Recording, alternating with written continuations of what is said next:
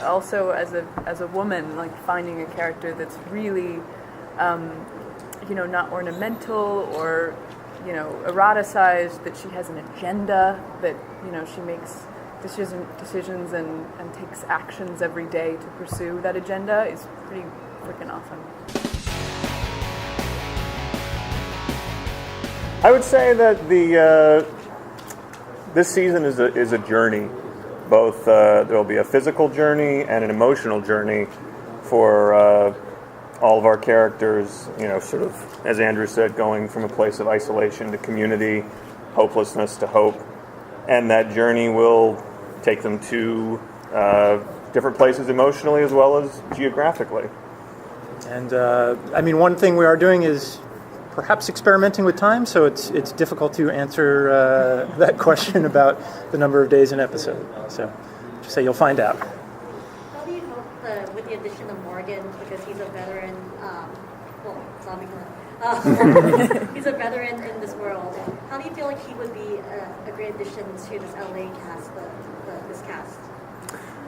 I mean, we set out with a very specific idea in mind of where we wanted to take the season emotionally, and once we'd sort of mapped that out, considering, we were big fans of Morgan's character from Walking Dead and Lennie James, and sort of in the way that we were charting out the season, it kind of became undeniable that Morgan seemed like the perfect person to intersect with the journey that we were charting.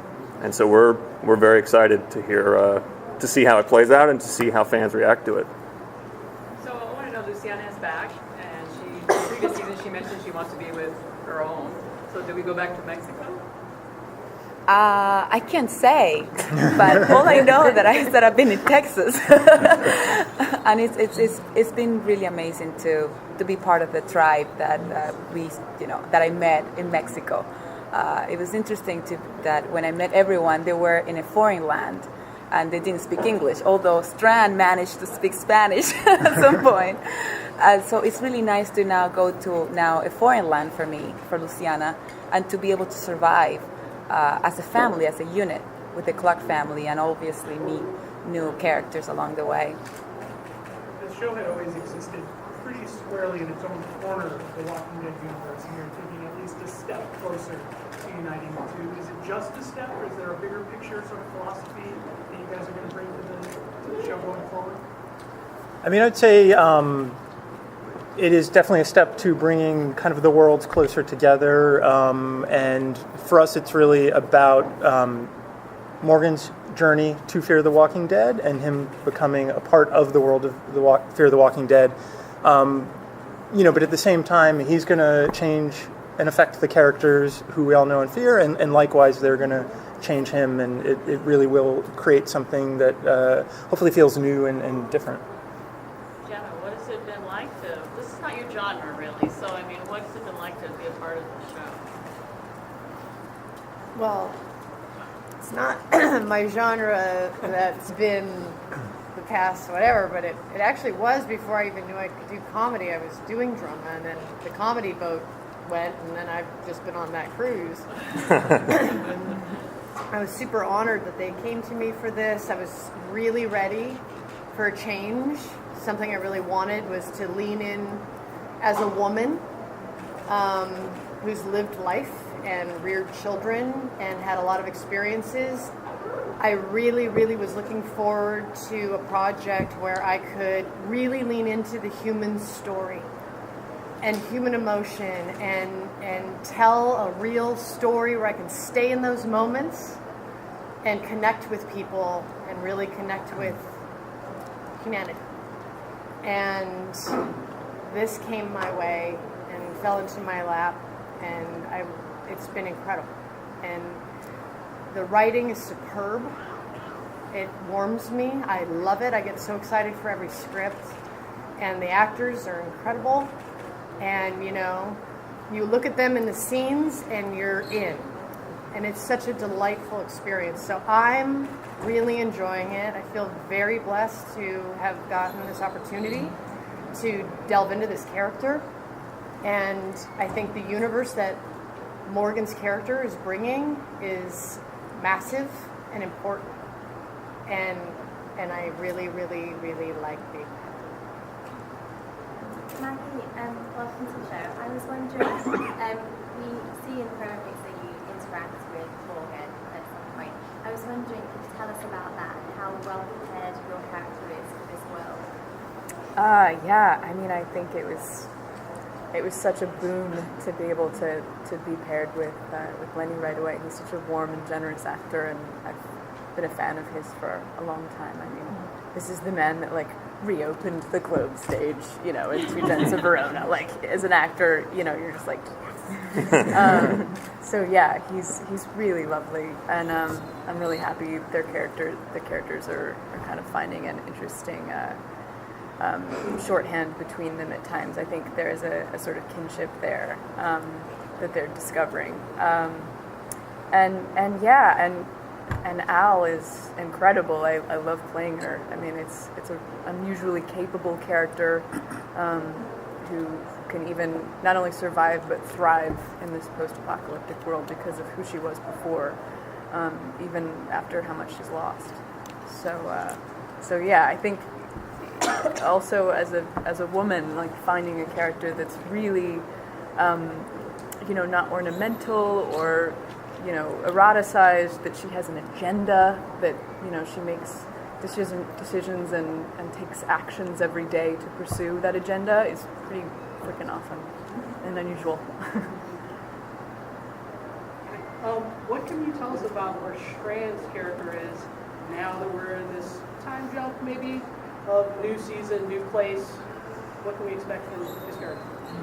I think especially because of the fallout of season 3, everyone was scattered in many ways, and we all were licking our wounds, and there was a little backbiting that happened and backdoor dealings. And now, when we find Strand, he's part of a community, and he's trying to move forward and become something else. And he's challenged with some of the things that haunt him in the past and the choices and decisions, just as we all do. And so he's trying to move forward the best way that he can, and using the tools that he knows how to survive. And of course, some things may come up to rear their heads if it means his survival's at stake. So we'll see where he is. He could be the warm and fuzzy new uncle to people and best friend, or lots of back, or at the same time. I'm wondering with your characters, especially Victor, if you've already shot some scenes with Morgan, and I always wondered how Victor and Morgan would interact. Or I know you can't tell us much, but maybe beforehand you could tell us how you feel like your characters would mesh, and then how your characters would mesh with Morgan's addition. I think what I'm going to tell you what I think that our showrunners have been laying out, and what's been important for this season, is to see the question of love again, and where is love, and how we're trying to find it, and that's what there's hope there.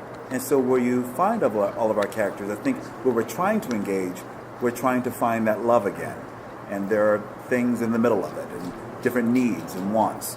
But I think that that's where we meet each other, where we're trying to find a way to love again, whether it's each other, someone else, community, build something again. But of course, there's always something in the middle. There's conflict in some way. So I think that's where all of our characters is trying to find each other. But at the center of it, where I think the conversations we had in the beginning was seeing people laugh again. People have hope. The reason that we're going forward. The reason why we have to go through all this mess and mire to rebuild again and love harder.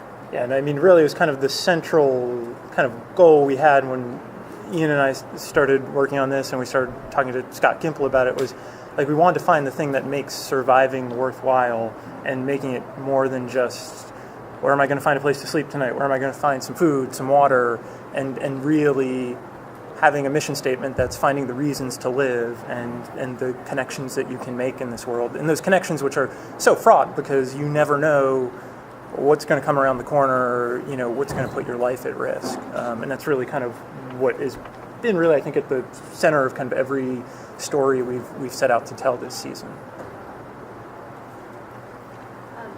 I'm a little tempered because I've seen the first 2 episodes and you guys knocked it out of the park. It's amazing. Thank you. I'm curious though about the nature of the villains and how the structure of like who is the how do you figure out? And I'm leaving that open because you don't know anymore. So Yeah, I mean, one of the great things about Fear the Walking Dead, the Walking Dead universe is that it lends itself to reinvention. And one of the things that we got excited about when we sort of started thinking about obstacles that our characters would encounter this season and adversaries is we really wanted to do and create something that hadn't been seen before and create a different force of opposition. And we can't tell you exactly what form that takes, but we think or hope you'll find that it is very different than the adversaries that they've been up against in previous seasons. So. And kind of one of our goals in creating this was to create an adversary that going up against them isn't as easy as just arming up with weapons and having a fight. Like really trying to make a challenge that would push all the characters to dig a little bit deeper and to really test themselves and test kind of what they believe in and what they're fighting for. And hopefully we've achieved that. You guys made a pretty bold move last season with our shows all in Spanish. I think in general it was a positive. Are you going to try that again? Or what was your feeling about that, trying it again or doing something that bold? I mean, that was a terrific episode.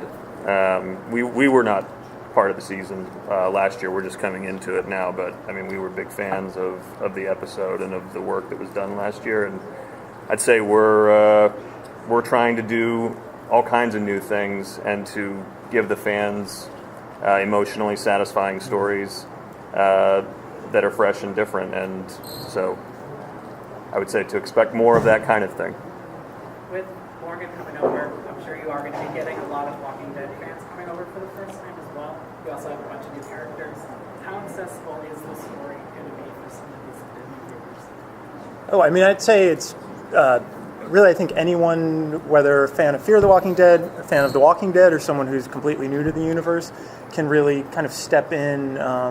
And, we've got so many kind of new faces and so many familiar faces that there's a different point of view kind of represented in the episode. So it's very easy for someone to kind of latch on to a particular point of view and kind of experience this season. So I'd say, anyone who has any interest, they can jump aboard, and I don't think it'll be hard to kind of, find their footing in the storytelling. Last question. For Maggie and Jenna, I know that you wrote the additions to this world. Were you big fans of The Walking Dead before, or the universe before? And if that's a yes, did you have like a moment of fanning out when you got on set? Was there like a really geek out moment for you? I geeked out on him really hard. In the trailer, I was getting my hair and makeup done. He walked in. I was like, "Hold up! Come here. I need to hug you." So, I hadn't prior, but I certainly have delved in and seen. I've seen all of Fear. I've seen almost every single, short of half a season, everything of Walking Dead. So I've seen almost everything. And I'm in.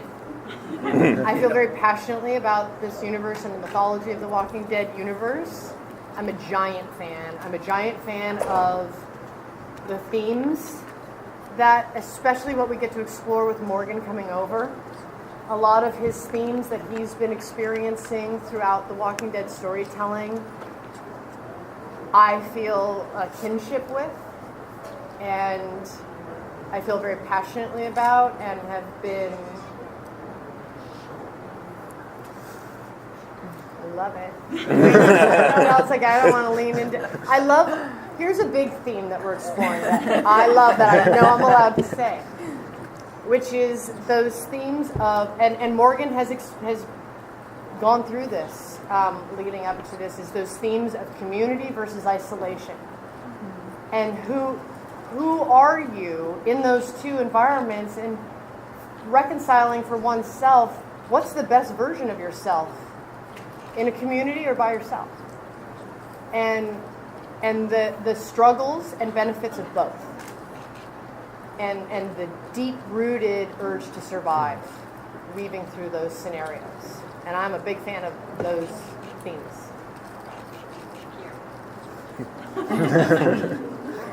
Yeah, likewise. I mean, I have seen every episode of Fear and love how character-driven it is, and also just it's such a grand, flexible metaphor for social decay, like the whole zombie genre. But this show in particular kind of wraps its arms around, you know, the ethical and moral compromises people make, and there's lots of interesting storytelling to be done there. And I think I also love that no matter how much I geek out, there's this really warm and engaged community of fans who's going to geek out so much harder and school me so hard when I mess up. So I'm sure, you know, there'll be moments where I'm unaware. But I remember after you read 401, you sent me this very long text that was like a sociological treatise on the script, and I was like, wow, you're making us sound really smart. I'm like, I'll take it. Scripts, yeah. Thank you, everyone. We're going to do photos for anyone who...